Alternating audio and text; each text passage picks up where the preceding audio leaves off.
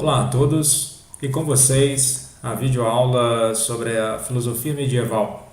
Nessa aula eu não vou utilizar slides, então fiquem atentos às explicações. No momento oportuno, pausem o vídeo, siga a matéria pelo aquilo que vocês tiveram de anotação em sala de aula, as anotações dos slides, e com isso vocês terão aí uma ideia geral sobre a matéria e os pontos específicos das explicações dos dois pensadores que nós vimos, Agostinho de Hipona e Tomás de Aquino.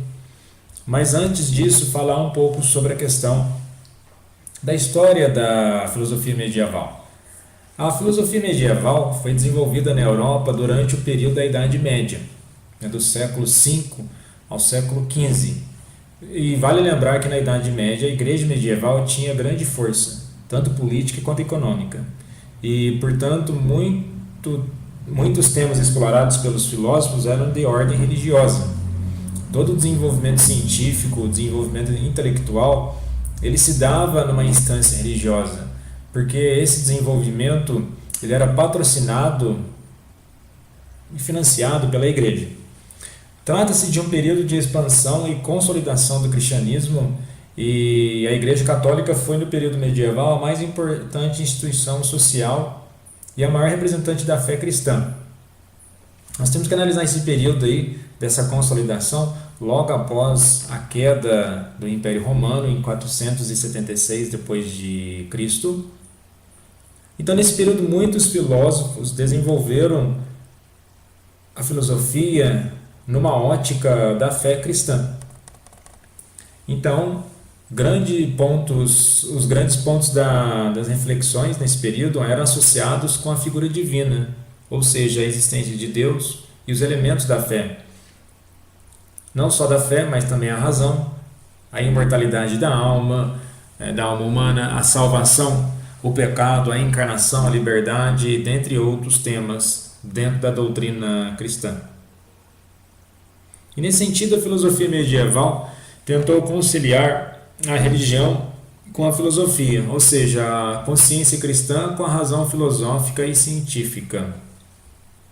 E muito daquilo também foi explicado tinha em vista uma explicação mais a fundo dos acontecimentos relatados na Bíblia, a Sagrada Escritura dos cristãos.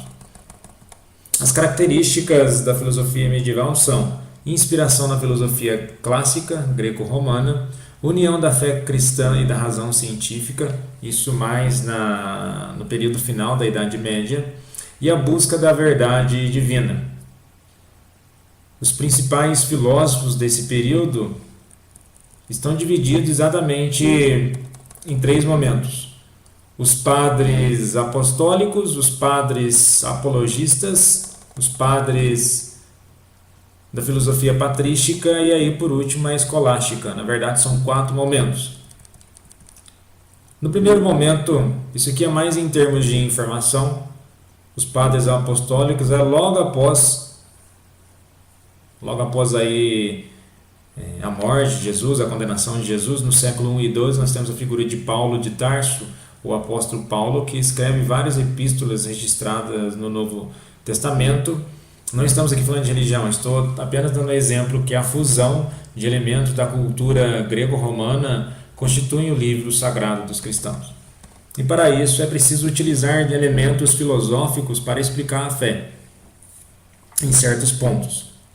Depois, os padres apologistas são padres que vão defender o cristianismo de outras correntes filosóficas ou de outras religiões. A filosofia patrística, como nós vimos em Agostinho de Hipona, que de fato é baseada na filosofia grega, tanto que eles vão dizer que o pensamento de Santo Agostinho ou de Agostinho de Hipona, ele vai converter o pensamento platônico. Isso aqui é um ponto-chave da matéria. A filosofia agostiniana ela é neoplatônica ou um platonismo cristão.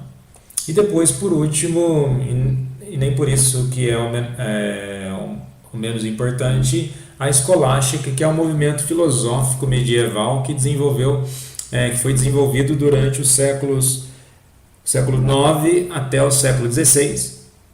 Ele surge no intuito de refletir, de conciliar as discussões de fé e razão e elaborar melhor o conhecimento sobre a existência de Deus e sobre a própria fé cristã. Tanto que esse período ele permanece até a época do Renascimento. E aí, no comecinho da Idade Moderna, e temos como um grande destaque desse período São Tomás de Aquino, ou Tomás de Aquino, que converte o pensamento aristotélico, aí também um outro ponto-chave, para a explicação da fé cristã. Então, nesse sentido, quais os pontos, voltando lá em Santo Agostinho, quais os pontos que nós podemos destacar de Santo Agostinho? A teoria do conhecimento agostiniana, onde ele vai falar sobre a questão da verdade, onde ele pergunta: é possível conhecer a verdade? Sim. Se for possível conhecer a verdade, como é possível conhecê-la? Ele vai entrar na questão do princípio da não contradição, ou seja, aquilo que se de fato é verdade, não pode contradizer a si mesmo. Então, se eu digo que uma caneta é uma caneta, então ela não pode se contradizer. Porque se dado momento parecer que a caneta não é uma caneta, ela for um lápis, então deixa de ser verdade que isso é uma caneta. Em palavras simples, para uma coisa ser aquilo que ela não pode ser outra coisa. E, consequentemente, isso vai nos levar à ideia da própria existência. A própria existência disso aqui existir já comprova que isso é uma verdade. O axioma são as premissas, são as proposições que levam ao entendimento. Quando fala assim, o todo é maior do que as partes, em que aspecto? Quando fala assim, a caneta é azul. Então, para o entendimento maior da frase, eu preciso analisar cada parte da frase. E aí eu chego a um todo. Mas a ideia, o sentido geral da frase é maior do que as partes. Eu só falo a caneta, ok. Eu preciso dos dois termos para formular uma ideia total. A caneta mas a caneta é o quê? A caneta é azul. Então eu formulei uma ideia geral sobre isso. Se eu falo assim, a caneta ela é o quê? Eu preciso de uma complementação. Agora, a partir do momento que eu tenho todos os elementos da frase compondo a frase, nós temos um elemento total da ideia. Simplificando, as frases soltas, elas são partes. Quando elas são somadas a outras partes, se tornam um todo. Nós temos a ideia maior do que é a verdade. Ele também vai fazer a seguinte elaboração sobre o conhecimento. Ele coloca o homem, que é a somatória de corpo, mais alma, mais um princípio grego chamado nous, que é o conhecimento, que é a capacidade de conhecer. E aí ele vai elencar as tipologias de conhecimento: o conhecimento sensível, que são os sentidos, o conhecimento científico, que é pela razão humana, e o conhecimento divino, que é a iluminação superior. São essas três composições que elencam ao conhecimento no ponto de vista agostiniano. Depois, um outro princípio na lógica agostiniana que ele vai discutir sobre é a questão da ética. Quando nós falamos em ética, seja em Agostinho, seja em Tomás de Aquino, ambos visam refletir sobre o comportamento humano. Mas o que acontece é que Agostinho e Tomás eles vão analisar de forma diferente. Enquanto Agostinho ele vai analisar essa questão da ética, é um duelo entre o bem e o mal. Em que aspecto? Ele entendia quando o homem ele faz o mal, é porque ele carece do conhecimento da verdade divina. É a falta do bem, é a falta da prática do bem de conhecer a verdade de Deus. Ele vai falar também que o mal é o mau uso do livre-arbítrio. Quanto mais distante da iluminação divina, o homem então praticaria o mal. Essa é a ética agostiniana. Esse é o término da discussão de Agostinho. Depois, em Tomás de Aquino, que é no período escolástico, ele vai elencar a questão de Aristóteles, diferentemente de Agostinho. Nós temos que analisar também, já que Agostinho ele é platônico, nós temos que entender que ele coloca lá o mundo das ideias, o mundo de perfeição, que ilumina esse mundo de imperfeição. Ou seja, a vontade de Deus, Deus é um ser perfeito que ilumina a imperfeição humana.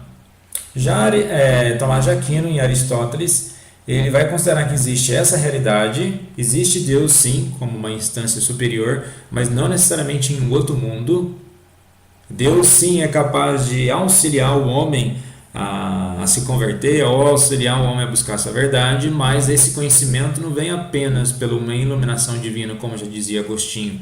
Ela vem por uma experiência sensível, onde se de fato o homem busca a verdade nas suas experiências, então ele encontra a verdade. Já que ele fala de Deus, Tomás de Aquino, ele vai elaborar uma grande obra chamada Suma Teológica, onde ele vai falar sobre as 5 vias da existência de Deus. A primeira é o motor imóvel, que é aquilo que causa tudo, mas não é causado. É a origem de tudo, mas não tem origem. Depois ele fala do ser necessário. Para que tudo exista, é preciso que esse ser primário exista. Ele vai dizer que o ser perfeito, apenas um ser perfeito pode criar tamanha multiplicidade de elementos e de coisas. Até mesmo a ideia de universo, apenas um ser perfeito faz com que o universo ou o multiverso continue em expansão. Causa e efeito, é por causa desse ser primário que para que todas as outras coisas continuem existindo. A inteligência ordenadora, tudo aquilo que existe, existe para um fim. Ele faz com uma finalidade. Tanto que essas 5 vias da existência de Deus é em comparativo às 4 causas aristotélicas, a causa formal, a causa material, a causa eficiente e a final. Na verdade até são 5, mas a causa primeira, que é do primeiro motor, ele não chega a colocar na sua obra como as 4 causas. Ou seja, qual que é o fim do homem na visão de Tomás? É que o homem deveria se aperfeiçoar, ele deveria aperfeiçoar a sua natureza. Diferente de Agostinho, que via na natureza humana uma natureza apenas pecaminosa, sem chance de aperfeiçoamento, diferente de Tomás de Aquino.